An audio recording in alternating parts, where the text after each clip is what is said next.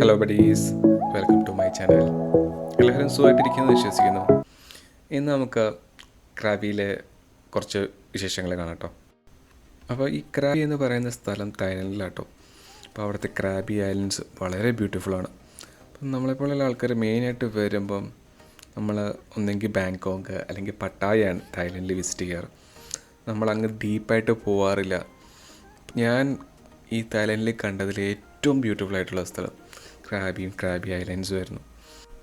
എന്തുകൊണ്ടാണ് ക്രാബി എനിക്ക് ഇത്രയും ഇഷ്ടപ്പെടാൻ കാരണമെന്ന് പറഞ്ഞു കഴിഞ്ഞാൽ, ഫസ്റ്റ് എന്ന് പറഞ്ഞു കഴിഞ്ഞാൽ ഞാനൊരു നേച്ചർ പേഴ്സണാണ്. അപ്പോൾ എനിക്ക് ഈ ബീച്ചും കടലും കായലും മലകളൊക്കെ ഒരുപാട് ഇഷ്ടമാണ്. അതുപോലെ തന്നെ ബാങ്കോക്ക് അല്ലെങ്കിൽ പട്ടായ വെച്ച് നോക്കുമ്പോൾ ഒട്ടും ക്രൗഡഡ് അല്ല. നമ്മുടെ ഒരു പീസ്ഫുൾ മൈൻഡിൽ നമുക്ക് എല്ലാം ആസ്വദിക്കാൻ പറ്റും. ഞങ്ങളെങ്ങനെ പോയതെന്ന് വെച്ച് കഴിഞ്ഞാൽ, ഞങ്ങൾ ഫുക്കറ്റിൽ നിന്ന് ഒരു ചെറിയൊരു ക്രൂസിലാണ് പോയത്. ഏകദേശം 4 അവർ ജേർണി അടുത്തുണ്ട് നമ്മൾ ഫുക്കറ്റിൽ നിന്ന് ക്രാബിയിലേക്ക്. അപ്പോൾ നമ്മൾ കാറിനൊക്കെയാണ് പോകുന്നതെങ്കിൽ അതിൽ കൂടുതൽ നേരെ എടുക്കും കേട്ടോ. അതുപോലെ തന്നെ നമുക്ക് ഡയറക്റ്റ് ഫ്ലൈറ്റ് ഉണ്ട് ക്രാബിയിലേക്ക് ഫ്രം ഇന്ത്യ. ഈ കാണുന്ന ഏരിയ കേട്ടോ ഞങ്ങളിനി ഇരുന്ന് സഞ്ചരിക്കാൻ പോകുന്നത്. അപ്പം ഏരിയ എന്ന് പറയാൻ കാരണം, ക്രൂസിൽ 3 ടൈപ്പ് സീറ്റ് ഉണ്ട്. ഒന്ന് സാധാരണ നോർമൽ സീറ്റ്, അത് ഷിപ്പിൻ്റെ താഴെയാണ്, നമുക്ക് കാഴ്ചകളൊന്നും കാണാൻ പറ്റില്ല. പിന്നെയുള്ളത് സിൽവർ, ഏകദേശം വിൻഡോയൊക്കെ ഉണ്ട്, നമുക്ക് കാണാൻ പറ്റും.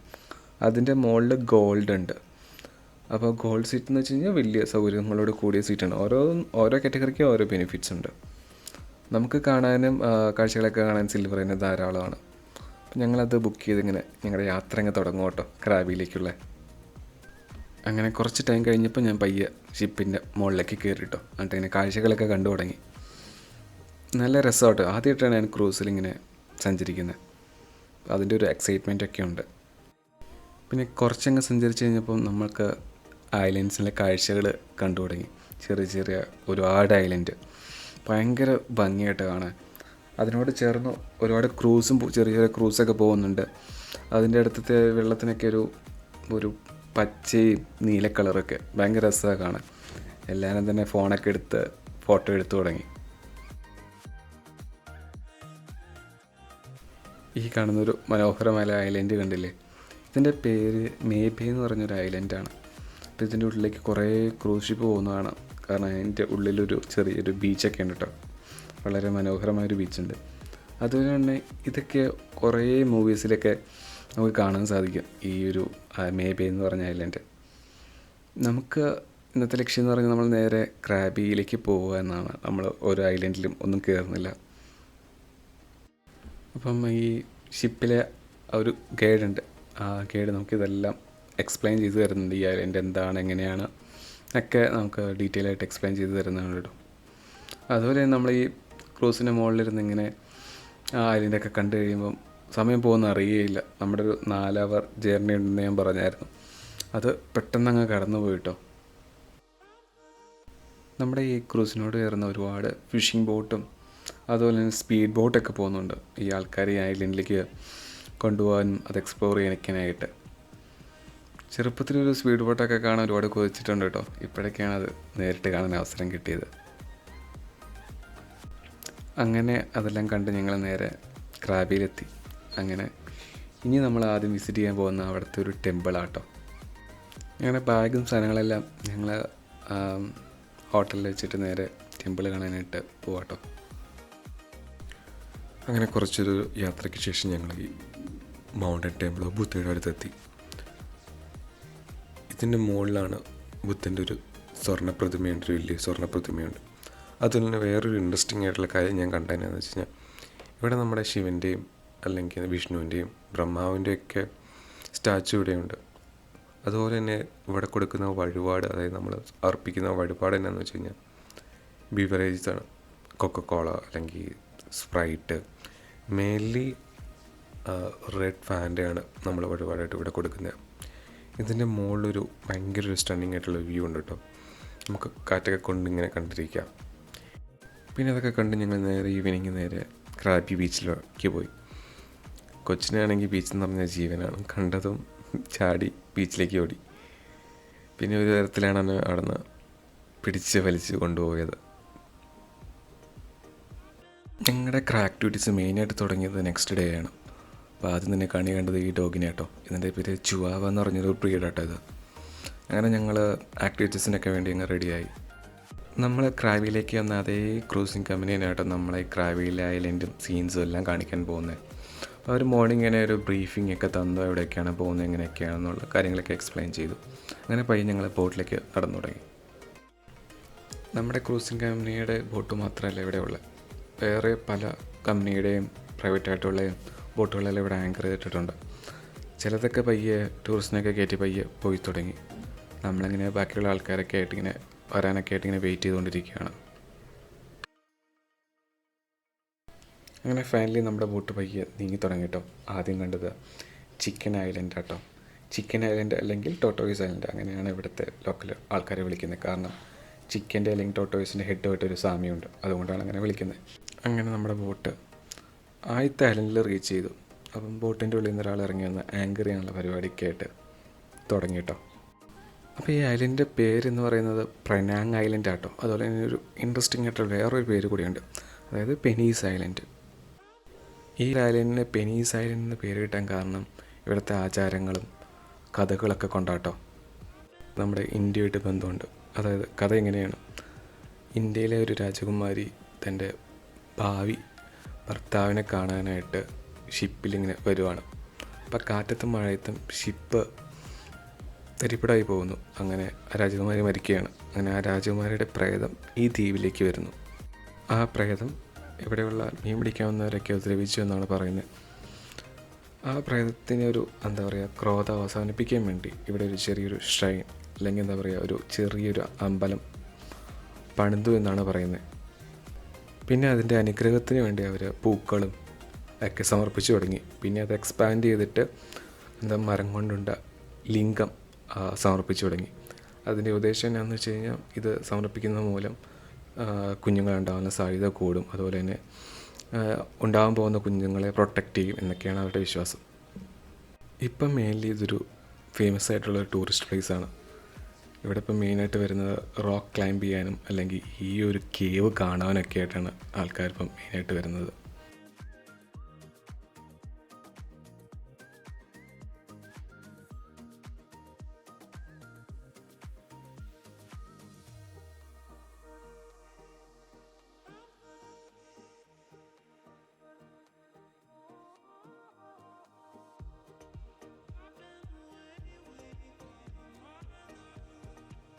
ഇവിടെ ഒരുപാട് ഫോറിനേഴ്സും ടൂറിസ്റ്റൊക്കെ വരുന്നുണ്ടെങ്കിൽ പോലും ഇവിടുത്തെ ബീച്ചും ഇവിടുത്തെ ആ കേവിലെ ഏരിയയൊക്കെ ഭയങ്കര നീറ്റാട്ടോ.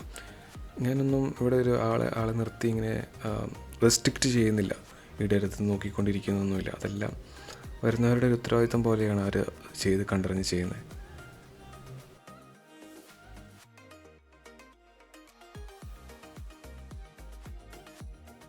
ഈ വെള്ളക്കാരുടെ ഒരു മെയിൻ ഹോബിയായിട്ട് തോന്നി ഈ റോക്ക് ക്ലൈമ്പിങ്.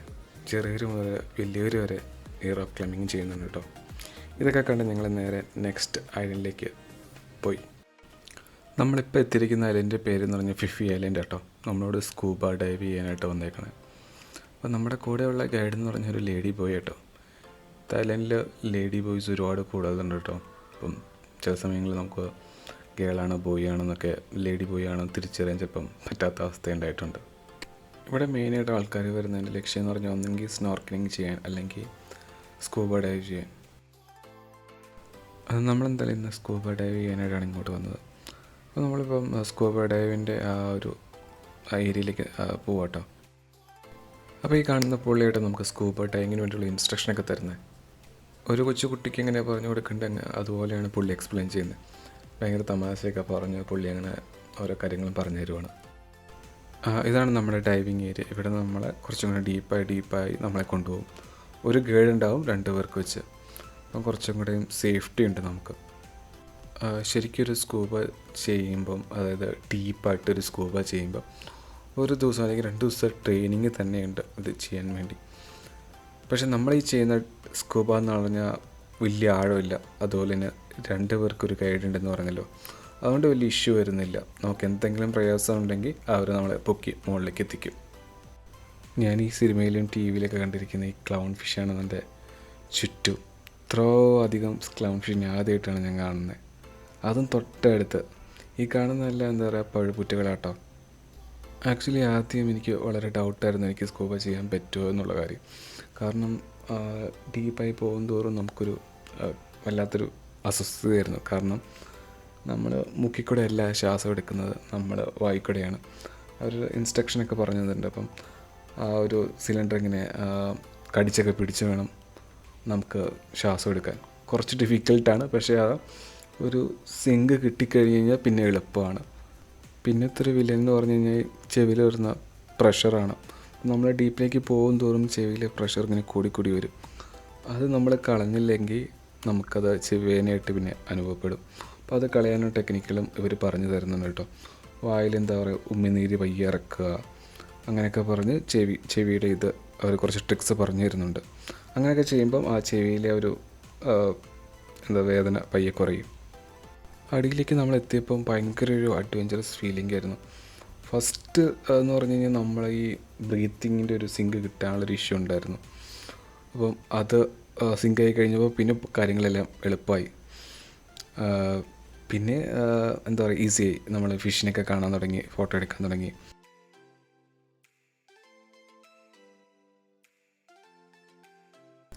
സ്കൂബയൊക്കെ ചെയ്ത് കഴിഞ്ഞ് തിരിച്ച് മുകളിലേക്ക് കയറി വന്നപ്പം ഭയങ്കര ഒരു ധൈര്യവും നമ്മൾ എന്തൊക്കെയോ അച്ചീവ് ചെയ്ത ഒരു എന്താ പറയുക ഒരു എക്സ്പീരിയൻസ് ഒക്കെ ആയിരുന്നു കേട്ടോ. ഇപ്പം ഞാൻ സ്കൂബ ചെയ്തില്ലെങ്കിൽ ഇത്ര മനോഹര കാഴ്ച കടലിൻ്റെ ഇടയിൽ എനിക്ക് കാണാൻ പറ്റില്ലായിരുന്നു. കുറച്ച് ബുദ്ധിമുട്ടുണ്ടായിരുന്നെങ്കിലും അത് മാനേജ് ചെയ്തു. അങ്ങനെ സ്കൂബൊക്കെ ചെയ്ത് കഴിഞ്ഞപ്പോഴത്തേനും വിശന്നു തുടങ്ങി. പിന്നെ ഞങ്ങൾ നേരെ പോയൊരു ഐലൻഡാട്ടോ. ഐലൻഡിൻ്റെ പേര് കേൾക്കാൻ ഒരു പ്രത്യേക രസമുണ്ടായിരുന്നു കേട്ടോ. കാരണം എൻ്റെ പേര് പോഡ ഐലൻഡ് എന്നാണ്. ഇനിയെങ്ങാനും വല്ല മലയാളിയാണോ ഈ ഐലൻഡ് കണ്ടുപിടിച്ചത് ഡൗട്ടിരിക്കുന്നു. പേരങ്ങ് എല്ലാവർക്കും അങ്ങ് ഇഷ്ടമായി എന്ന് തോന്നുന്നു. എല്ലാവരും ചെന്നിങ്ങനെ ഫോട്ടോ എടുക്കുന്നുണ്ടായിരുന്നു. മെയിൻലി എനിക്ക് തോന്നുന്ന ഇന്ത്യൻസ് ആയിരുന്നു. പിന്നെ നമ്മുടെ ഷിപ്പ് മാത്രമല്ല ഇവിടെ നിർത്തിയിരിക്കുന്നത്. എല്ലാ കമ്പനിയിലും ഷിപ്പ് ഇവിടെ വന്നാണ് ആങ്കർ ഇടുന്നതും ഫുഡ് കഴിക്കാൻ പോകുന്നതും. ഇവിടെയാണ് കുറച്ചും കൂടെ സ്പേസും ഇരിക്കാനുള്ള സ്ഥലമൊക്കെ ഉണ്ട്.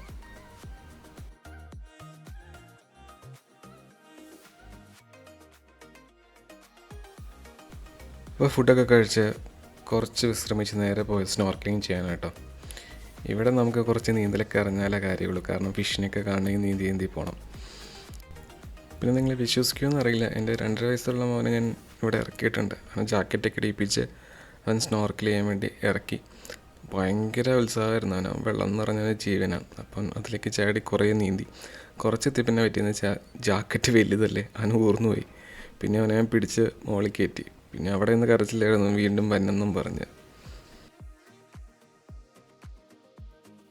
സ്നോർക്കലിനൊക്കെ ചെയ്ത് നേരെ ഞങ്ങൾ പോയത് ടൂപ്പ് ഐലൻഡ് എന്ന് പറഞ്ഞ ഒരു ഐലൻഡിലേക്കാട്ടോ. ഈ ഐലൻഡ് ഭയങ്കര പ്രത്യേകത ഉണ്ട് കേട്ടോ.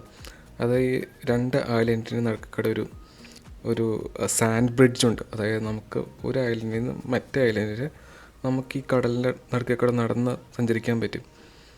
ഞങ്ങൾ വന്ന ടൈമിൽ കുറച്ച് വെള്ളം ഉണ്ടായിരുന്നു. അപ്പം അങ്ങനെ ഭയങ്കര വിസിബിലിറ്റി ആയിട്ട് ആ ബ്രിഡ്ജ് കാണാൻ പറ്റില്ല. പക്ഷെ നമുക്ക് നടക്കാൻ പറ്റും അപ്പുറത്തെ ഐലൻഡിൽ നിന്ന് ഇപ്പുറത്തെ ഐലൻഡിലേക്ക്. ഇവിടെ ഒരുപാട് ഫോറിനേഴ്സ് ഇത് കാണാൻ തന്നെ ആയിട്ട് വരുന്നുണ്ട് കേട്ടോ. ക്രാബിൽ നിന്ന് ഏകദേശം ഒരു 200 ബാത്ത് കൊടുത്തു കഴിഞ്ഞാൽ നമുക്ക് ഇവിടെ വരാൻ പറ്റും. അതായത് ഏകദേശം 400 കൊടുത്തു കഴിഞ്ഞാൽ ഒരു ബോട്ട് എടുത്ത് നമുക്ക് ക്രാബിൽ നിന്ന് ഇവിടെ വരാൻ പറ്റും. പിന്നെ ഇവിടുത്തെ വാട്ടർ എന്ന് പറഞ്ഞാൽ ഭയങ്കര ക്ലിയറാണ്. ക്രിസ്റ്റൽ ക്ലിയർ എന്നൊക്കെ പറയില്ല, അതുപോലെ ക്ലിയറാണ്. അപ്പം എനിക്ക് ക്രാബിലെ ഏറ്റവും ഇഷ്ടപ്പെട്ട സ്ഥലം ഈ ഒരു സ്ഥലം കേട്ടോ. അതായത് എന്താ പറയുക, ഒരു ഐലൻഡിന് എപ്പുറം ഐലൻഡിൽ നമുക്ക് നടന്നു പോകാം. തൊട്ടപ്പുറത്ത് ഈ ഉടൻ കൊണ്ടെല്ലാം ഉണ്ടാക്കി ഇങ്ങനെ ബോട്ടുകളും കാണേണ്ട കാഴ്ച തന്നെയാണ്. അങ്ങനെ നമ്മുടെ ക്രാബിലെ കാഴ്ചകൾ ഇവിടെ അവസാനിക്കുകയാണ്. അപ്പം സബ്സ്ക്രൈബ് ചെയ്യാത്തവരെ സബ്സ്ക്രൈബ് ചെയ്യുക, കമൻറ്റ് ചെയ്യുക, എന്തെങ്കിലും കുറവുകളുണ്ടെങ്കിൽ പറയുക. അപ്പം ശരി, ബൈ.